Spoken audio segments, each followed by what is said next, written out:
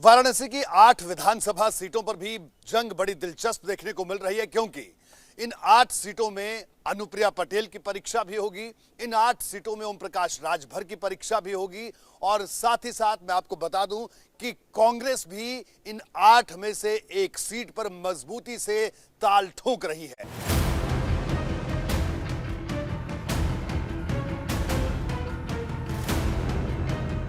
UP विधानसभा चुनाव के 7वें चरण के रण में सबसे अहम मुकाबला वाराणसी में होने की उम्मीद है।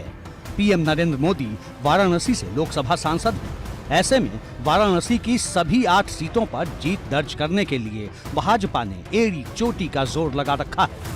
पहले आपको वाराणसी की सभी सीटों का समीकरण समझाते हैं, जिससे आपको भी यहाँ की लड़ाई को समझने में आसानी होगी। वाराणसी की पिंडरा सीट का समीकरण देखें तो यहाँ पर भाजपा ने मौजूदा विधायक अवधेश सिंह को फिर से मैदान में उतारा है और इस सीट पर अवधेश सिंह का सीधा मुकाबला सपा के राजेश कुमार सिंह, बसपा के बाबूलाल पटेल और कांग्रेस के अजय राय के साथ है। अजय राय इस सीट पर 2012 में विधायक रहे और इलाके में बड़ा सियासी रसूख रखते हैं। ऐसे में इस सीट पर सीधी टक्कर भाजपा और कांग्रेस के बीच होने के कयास लगाए जा रहे हैं। वाराणसी की अजगरा सीट पर भी लड़ाई कांटे की दिख रही है।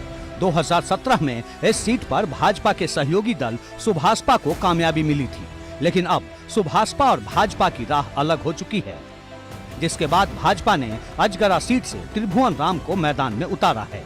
उनका सीधा मुकाबला सपा के सुनील सोनकर, बसपा के रघुनाथ चौधरी और कांग्रेस की हेमा देवी के साथ है।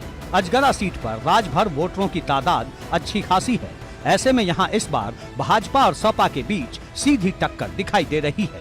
वाराणसी की शिवपुर सीट इस बार खास तौर से लाइमलाइट में है और इसकी वजह है इस सीट से सुभाषपा अध्यक्ष ओम प्रकाश राजभर के बेटे अरविंद राजभर का चुनाव लड़ना। वाराणसी की शिवपुर सीट पर भाजपा ने फिर से अनिल राजभर को चुनाव मैदान में उतारा है।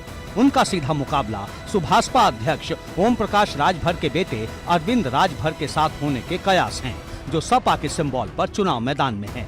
वहीं बसपा से रवि मौर्य और कांग्रेस से गिरीश पांडे भी चुनाव मैदान में हैं। वाराणसी की रोहनिया सीट पर भी लड़ाई दिलचस्प दिख रही है। कुर्मी बहुल इस सीट पर भी मुकाबला बेहद कड़ा होने के कयास लगाए जा रहे हैं। यहाँ भाजपा ने उम्मीदवार बदल दिया है और मौजूदा विधायक सुरेंद्र नारायण सिंह की जगह सुनील पटेल को मैदान में उतारा है। उनका सीधा मुकाबला सपा के अभय पटेल, बसपा के अरुण सिंह पटेल और कांग्रेस के राजेश्वर सिंह पटेल के साथ है। वाराणसी की सभी सीटें जीतने के लिए भाजपा ने पूरी ताकत लगा रखी है और 2017 जैसा इतिहास दोहराने के लिए भाजपा नेता पूरा दमखम लगा रहे हैं। वहीं पीएम मोदी के संसदीय क्षेत्र में सेंधमारी के लिए सपा, बसपा और कांग्रेस की ओर से भी पूरी कोशिश की जा रही है, जिससे धर्म नगरी काशी का सियासी दंगल दिलचस्प होता दिख रहा है। एबीपी गंगा के लिए ब्यूरो रिपोर्ट।